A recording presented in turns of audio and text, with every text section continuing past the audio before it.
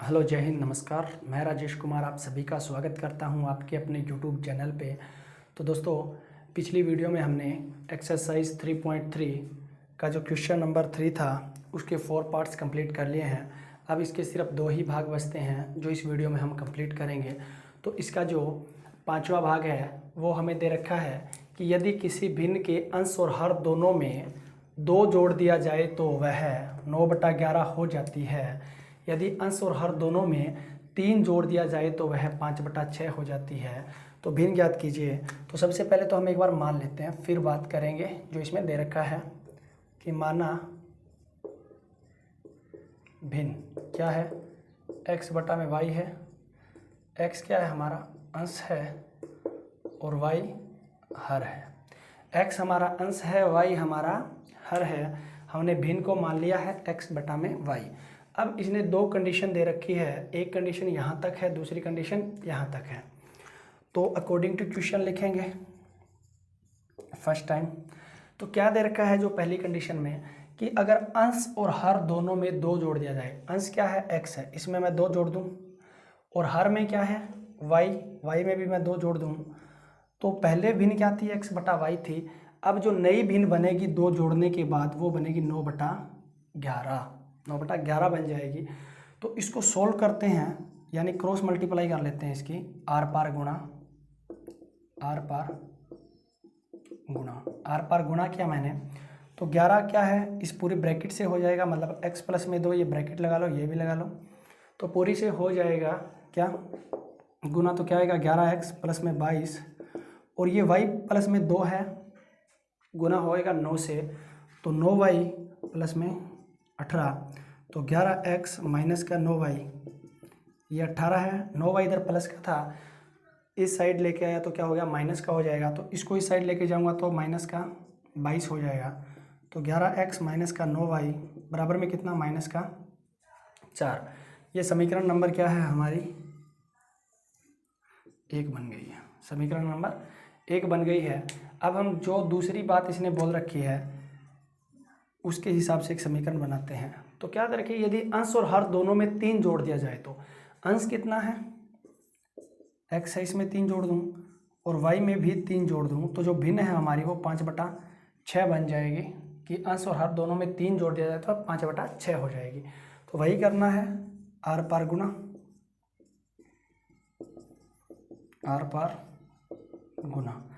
पार गुना करेंगे तो 6 की किससे करेंगे, x से, तो 6x, और 3 से करेंगे तो 18। 5 की गुना करेंगे y से तो 5y, और प्लस के 3 से करेंगे तो 15। प्लस के 3 से करेंगे तो 15 आएगा। तो 6x, ये प्लस का 5y इधर आएगा, माइनस का हो जाएगा, और इधर प्लस का 15y था ही। जब ये 18 जाएगा उधर तो कितना हो जाएगा, माइनस का 18 हो जाएगा यहाँ पे। 6×3 = 18, ठीक है, हमारा क्वेश्चन अभी तक बिल्कुल सही है। तो क्या होगा, 6x माइनस का 5y, और ये हो जाएगा माइनस का 3। ये समीकरण नंबर 2 हो चुकी है हमारे पास। अब हम क्या करेंगे, अब हम इसमें से या इसमें से किसी भी एक चर का मान निकालेंगे, प्रतिस्थापन विधि का प्रयोग करेंगे यहाँ पे।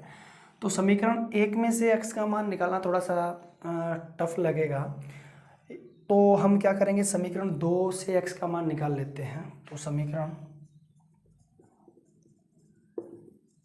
2 से x का मान निकालने पर, तो समीकरण 2 क्या है, 6x माइनस का 5y इक्वल टू माइनस का 3, 6x माइनस का 3 प्लस का 5y, और x की वैल्यू आएगी माइनस का 3 प्लस में 5y बटा में 6। ये क्या हो गई है हमारी, समीकरण नंबर 2 से हमने x का मान निकाला। कहने का मतलब है तो समीकरण 2 ही। पहले हम क्या करते थे, समीकरण 1 लेते थे, उसमें से किसी भी चर का मान निकालते थे, 2 में रख देते थे। लेकिन अब क्या है, मान निकाला है 2 में से तो रखेंगे 1 में। समीकरण 1 में रखने पर समीकरण 1 क्या है, 11x माइनस का 9y बराबर में माइनस का 4। ये समीकरण नंबर 1 है। तो इसमें x की जगह क्या रिप्लेस करना है, ये करेंगे x को रिप्लेस करेंगे माइनस का 3 प्लस में 5y बटा में 6 और ये हो जाएगा भाई माइनस का 9 बराबर में माइनस का 4। तो ये तो नहीं कट रहे हैं आपस में, जब नहीं कटते हैं तो क्या है 11 को ब्रैकेट के अंदर लेके जाते हैं और गुना करवा देते हैं -3 और प्लस के 5y से, तो ये हो जाएगा माइनस का 33 और प्लस का 55y, ये पूरे के बारे में 6 है, माइनस का 9y और माइनस का 4। अब क्या करेंगे हम 6 लेंगे एलसीएम, 6 एलसीएम आएगा, 6 एक एक से 6 ही आएगा, तो दोनों तरफ से एलसीएम लेने पर, अब दोनों तरफ से जब एलसीएम लेंगे तो 6 से 6 भाग हो जाएगा, बचेगा एक की गुना करेंगे माइनस का 33 प्लस का 55y और ये माइनस का है, 1 से 6 को भाग करेंगे तो 6 की गुना करेंगे 9 से, तो 6 नीम 54 और बराबर का है तो बराबर का निशान लगाएंगे, 6 को करेंगे दोबारा 1 से भाग तो 6 आएगा और माइनस के 4 से गुना होगा 6 तो माइनस का 24।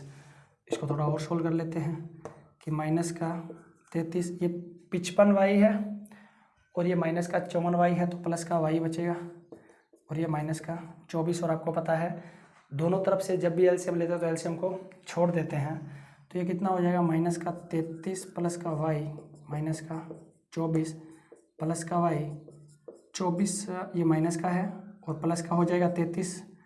जब 33 बराबर के इस साइड आएगा, ये माइनस का इधर आएगा तो प्लस का हो जाएगा, तो y की वैल्यू आएगी हमारी 9। y की वैल्यू कितनी आई है 9 आई है, तो मैं यहाँ से साफ कर देता हूँ। तो y की वैल्यू हमारी कितनी आई है 9 आई है, तो इसको रखेंगे समीकरण कौन सी में रखेंगे, हमने इसको निकाला है समीकरण 1 से, तो समीकरण 2 में रखने पर, समीकरण 2 में रखने पर समीकरण 2 क्या है, मैं इसको कर रहा हूँ यहाँ पे, ये हमारा हो जाएगा बिल्कुल, यहाँ क्या दे रखा है x, ये समीकरण 2 है हमारी 5y बटा में 6, तो x की वैल्यू आएगी माइनस का 3 प्लस में 5 गुना में 9 बटा में 6 माइनस का 3 45 बटा में 6 और ये हो जाएगा माइनस का 3 और 45 हैं प्लस का, तो 42 बटा में 6, 6 कम 6 6 7 42 और x की वैल्यू आएगी 7, x की वैल्यू आएगी 7। तो अंश हमारे पास कितना है 7 है, हर हमारे पास 9 आया है, तो अतः भिन्न कितना है 7 बटा में 9 है। तो यही हमें क्या है फाइंड आउट करना था, x बटा में y कितना है 7 बटा में 9 आया है। तो इस प्रकार क्वेश्चन नंबर 3 का जो 5वां भाग है कंप्लीट हो गया है। करते हैं इसके नेक्स्ट पार्ट को। अब इसका 6th पार्ट है जिसमें दे रखा है कि 5 वर्ष बाद जेकब की आयु उसके पुत्र की आयु की 3 गुनी हो जाएगी। 5 वर्ष पूर्व जेकब की आयु उसके पुत्र की आयु की 7 गुनी थी। जेकब और पुत्र की वर्तमान आयु ज्ञात कीजिए। कहने का मतलब है स्टेटमेंट दे रखी है, हमें वर्तमान आयु पता करनी है जेकब और उसके पुत्र की, कि हमें बस 2 कंडीशन गिवन है कि 5 साल बाद ना, आज जेकब चाहे कितने भी साल का हो और उसका पुत्र भी कितने भी साल का हो, तो 5 साल बाद में होने वाला क्या है कि जेकब है ना वो अपने पुत्र का 3 गुना हो जाएगा। ठीक है, और 5 साल पहले की, अब हमें जेकब की वर्तमान आयु नहीं पता है, तो आज वो कितने का है उससे 5 साल पहले, और बेटा कितने का उससे भी 5 साल पहले अगर देखेंगे तो जेकब क्या है अपने पुत्र का 7 गुना आयु का था। तो हमें दोनों की वर्तमान आयु ज्ञात करनी है, तो मानना पड़ेगा हल में, माना जेकब की वर्तमान आयु x वर्ष, माना जेकब के पुत्र की वर्तमान आयु y वर्ष है। एक की x वर्ष है और दूसरे की y वर्ष है, मतलब पुत्र की। अब हम क्या करेंगे, जो भी कंडीशन गिवन है उसके अकॉर्डिंग चलेंगे अकॉर्डिंग टू क्वेश्चन। ये 80 क्यों लिख रहा हूँ, इसका मतलब होता है अकॉर्डिंग टू क्वेश्चंस या प्रश्नानुसार, कि प्रश्न के अनुसार, प्रश्न में क्या दे रखा है उसके अनुसार हमें चलना है। तो क्या दे रखा है कि 5 वर्ष बाद, आज जेकब एक्स का है तो 5 साल बाद में कितना हो जाएगा, एक्स प्लस में 5, और बेटा कितने का है, वाई का है, तो 5 साल बाद में वाई प्लस में 5 का हो जाएगा। हमें एक चीज़ पता है कि आज मेरी उम्र अगर 20 साल है तो 5 साल बाद में कितनी हो जाएगी, 25 हो जाएगी। तो जोड़ के बताना पड़ता है। तो कितनी आयु है, 3 गुनी हो जाएगी। 5 साल बाद में जो जेकब है अपने पुत्र का 3 गुना हो जाएगा आयु में। तो ये कितना है, जेकब की आयु है 5 साल बाद, ये पुत्र की है, बराबर नहीं है तो इसको बराबर करने के लिए 3 से गुना कर दूंगा, क्योंकि जो जेकब है वो अपने पुत्र का 3 गुना है। तो x माइनस का 3y, ये 15 माइनस का 5, x is equal to x minus का 3y इज इक्वल टू 10। ये समीकरण 1 आ चुकी है हमारे पास। मतलब क्या, x प्लस में 5 था, मैं इस 3y को इधर लेके आया, माइनस का हो जाएगा, 5 प्लस का तो दूसरी तरफ लेके जाएंगे तो माइनस का हो जाएगा। तो अब क्या है, according to question second times, ये फर्स्ट टाइम था, सेकेंड टाइम क्या है कि 5 वर्ष पूर्व की बात की है। वही अगर आज किसी की उम्र 20 साल है, 5 साल पहले की पूछेंगे तो वो घटा के बताएगा कि उसकी उम्र कितनी है, 15 है। तो वही क्या है, 5 साल पहले अगर जेकब की आयु की बात करें तो x माइनस में 5, पुत्र की आयु की बात करें तो y माइनस में 5 होगा।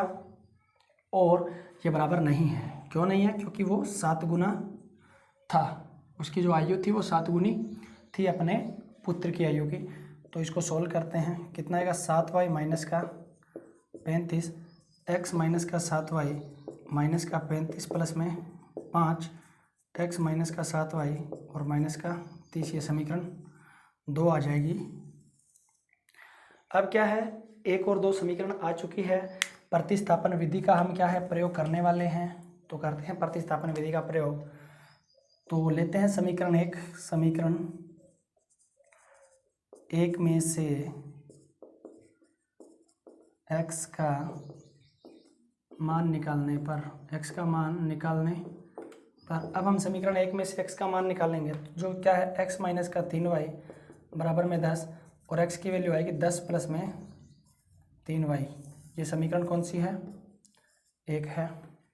1 में से अगर हमने मान निकाला है तो कौन सी में रखते हैं हम, समीकरण 2 में, समीकरण 2 में रखने पर अब हम क्या करेंगे, इसके मान को समीकरण 2 में रखेंगे, जो x का मान यहाँ पे आया है। तो समीकरण 2 क्या है, दे रखी है, वो है हमारे पास x माइनस का 7y बराबर में माइनस का 30, x की जगह रखना है 10 प्लस में 3y माइनस का 7y इक्वल टू माइनस का 30। ये कितना है, 10, ये माइनस प्लस का 3y है, माइनस का भी 7y है, तो दोनों घटेंगे और माइनस का 4y आएगा, माइनस का 30 माइनस का 4y माइनस का 30 माइनस का 10, तो कितना हो जाएगा, माइनस का 40 हो जाएंगे, और ये माइनस का 4y यहाँ पे है ही। अगर मैं y की वैल्यू निकालूँ तो माइनस का 40 बटा में माइनस का 4 हो जाएगा, -4 y के गुना में है तो ये कैंसिल हो जाएगा, और 10, क्योंकि 4 ढाई 10 होता है, तो y की वैल्यू कितनी आई है, 40 आई है, सॉरी 10 आई है y की वैल्यू। तो इसको रखेंगे समीकरण 2 में, समीकरण 2 में रखने पर, सॉरी 1 में रखेंगे क्योंकि 2 से तो हमने क्या है वैल्यू निकाली है, ये समीकरण यहाँ पे 2 है, तो इसको रखेंगे समीकरण 1 में। समीकरण 1 क्या है हमारे पास, यहाँ पे मैंने निकाल रखी है 10 प्लस में 3y, तो x की वैल्यू आएगी 10 प्लस में 3 गुना में 10, x की वैल्यू आएगी 10 प्लस में 30, x की वैल्यू आ जाएगी हमारे पास 40, x की वैल्यू कितनी आ जाएगी, 40 आ जाएगी। तो अब क्या है, हमें निकालना क्या था, x और y की वैल्यू को ही निकालना था। तो x क्या था, जेकब की वर्तमान आयु, तो यहाँ लिखेंगे आता है जेकब की वर्तमान आयु कितनी, 40 वर्ष हो जाएगी, अतः पुत्र की वर्तमान आयु ये हो जाएगी हमारे 10 वर्ष। अगर करके देखें तो 5 साल बाद पूछी है तो 40 प्लस में 5 45 होता है, 10 प्लस में 5 15 होता है, और 15 का 3 गुना क्या होता है 45 होता है। तो ये 5 साल बाद में 3 गुनी आयु का हो जाएगा। अगर 5 साल पहले की देखें तो जेकब कितने का है आज 40 का है, 5 साल पहले 35 का था बेटा, 5 साल पहले 5 का था, तो 5 सत्ते 35 होता है। तो जेकब की आयु जो 35 साल थी 5 वर्ष पहले वो क्या है 7 गुनी है। तो इस प्रकार हमारा क्वेश्चन बिल्कुल सही है। तो दोस्तों एक्सरसाइज 3.3 हमारी कंप्लीट हो गई है। अगर आपको वीडियो पसंद आए तो लाइक करें, शेयर करें और कमेंट करके ज़रूर बताएं कि आपको वीडियो कैसी लगी है।